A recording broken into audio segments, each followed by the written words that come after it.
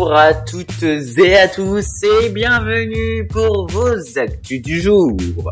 Aujourd'hui au programme, le reconfinement en Guyane pour 15 jours, mais également la vaccination des plus de 18 ans et comment prendre rendez-vous. Aux États-Unis, 12-15 ans se font vacciner, on leur offre des donuts et nous allons voir la possibilité de l'origine du Covid-19.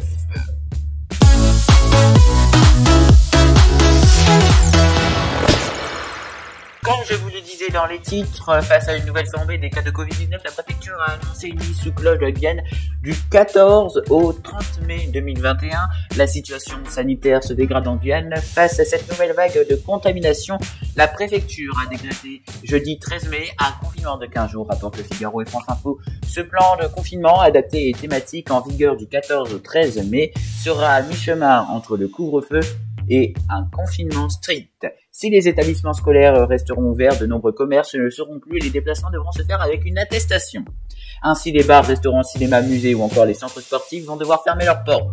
De même que tous les commerces dits non essentiels, les déplacements seront conditionnés au seul motif impérieux. Le couvre-feu de 19h à 5h reste quant à lui en vigueur. Toutes les attestations sont disponibles sur le site guyane.gouv.fr et via l'application Tous Anti-Covid. Autre actualité, mais je vous l'ai dit, comment et où prendre rendez-vous pour les plus de 18 ans en France. En effet, depuis mercredi, tous les adultes peuvent désormais prendre rendez-vous la veille pour le lendemain, s'il reste des créneaux disponibles. La campagne de vaccination contre le Covid-19 s'accélère encore depuis mercredi 12 mai. Toutes les personnes de plus de 18 ans peuvent désormais prendre rendez-vous la veille pour le lendemain, s'il reste des créneaux disponibles. Concrètement, il s'agit de doses de vaccins qui n'ont pas trouvé preneur parmi les Français âgés de 50 ans ou plus ou parmi les 18-49 ans avec comorbidité. Ces derniers restent pour l'heure prioritaires. L'objectif de cette décision annoncée le 6 mai par Emmanuel Macron est de ne gaspiller aucune dose. En tout, 18,5 millions de personnes ont reçu au moins une dose, soit plus de 28% de la population totale. Et 8,8 millions de personnes ont reçu 2 injections depuis le début de la campagne en France le 27 décembre 2020.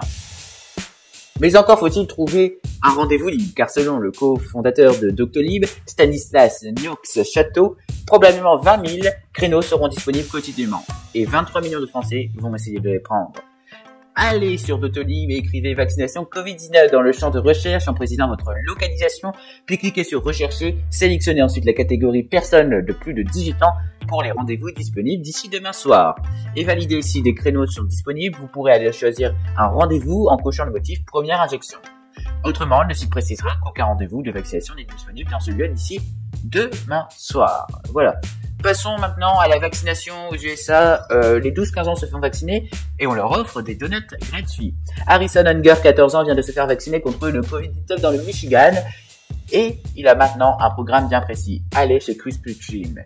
Parce qu'ils offrent des donuts gratuits aux gens vaccinés. Une promotion devenue une motivation comme une autre aux États-Unis où les adolescents âgés de 12 à 15 ans ont pu commencer à se faire vacciner contre le Covid-19. Partout dans le pays, jeudi, après l'extension plus tôt cette semaine de l'autorisation du vaccin de Pfizer-BioNTech pour cette tranche d'âge, au total, environ 17 millions de jeunes sont désormais éligibles au vaccin et 15 millions de pharmacies devraient pouvoir dès jeudi faire les premières piqûres. Dans ce centre médical de Bloomfield Hills, celles-ci permettent aux familles de refaire des projets.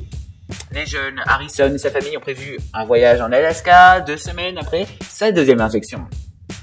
Je suis la dernière de la famille à être vaccinée, donc maintenant nous sommes tous en sécurité, se réjouit de son côté Kendall, 15 ans, venu avec sa mère au centre des congrès à Washington pour recevoir l'antidote avant d'aller à l'école. Beaucoup de mes amis se font vacciner aujourd'hui, dans quelques jours, c'est super de pouvoir moins s'inquiéter. Le lieu est ouvert à tous, pas besoin de rendez-vous, mais on ne se bouscule pas pour autant, avec seulement une poignée d'enfants présents. Mieux vous prévenir que guérir, estime de son côté Maya, 15 ans, dont la mère amie est enchantée par le feu vert des autorités sanitaires. Nous voulons qu'elle soit en sécurité et contribuer le plus possible à l'immunité collective. Les adolescents développent généralement des formes moins graves du Covid-19 que les adultes, mais ils ne sont pas à l'abri d'une infection et peuvent alors participer à la transmission du virus au sein de la population. Leur immunisation devrait donc contribuer à ralentir l'épidémie, même aussi leur permettre de reprendre une vie plus normale. J'ai vraiment hâte de retourner à l'école 5 jours par semaine, contre 2 jours actuellement, affirme Theo Bernstein, qui s'est fait vacciner jeudi à New York. Quelques jours après avoir fêté ses 12 ans, sa mère Daphne Strauss se dit prête à faire tout ce qu'il faut pour que les instituteurs se sentent plus à l'aise pour revenir enseigner en personne. Et la dernière actu du jour, c'est l'origine du Covid-19 pourrait être un accident de laboratoire à Wuhan. Et si l'origine du virus ne provenait pas d'une chauve-souris, le Covid-19 qui a plongé le monde dans une pandémie et tué des millions de personnes pourrait bien avoir une autre origine, celle que l'on croit. Dans une aide publiée sur la revue Science, un groupe de 18 scientifiques réclame une nouvelle enquête sur toute origine disponible du coronavirus et exige que les laboratoires et agences chinoises permettent des analyses indépendantes. Nous devons prendre au sérieux les hypothèses relatives à la propagation naturelle et en laboratoire jusqu'à ce que nous disposons de données suffisantes, affirment 18 scientifiques dans une lettre adressée à l'éminente revue. Rédigé sous la plume du microbiologiste David Redman de l'université de Stanford et du virologue Jesse Bloom, plusieurs scientifiques remettent en question l'origine du Covid-19 rapportée par l'Organisation mondiale de la santé et la Chine. Dans une étude conjointe, l'OMS et la Chine concluaient que c'était un virus de chauve-souris qui avait contaminé l'homme. Pour l'institution, la thèse d'un accident de laboratoire était extrêmement improbable. Une conclusion non justifiée scientifiquement pour les auteurs de la lettre. En effet, aucune preuve n'a été émise dans cette transmission du virus à l'homme. À l'inverse, la théorie de l'accident de labo n'a pas été étudiée sérieusement dans ce rapport.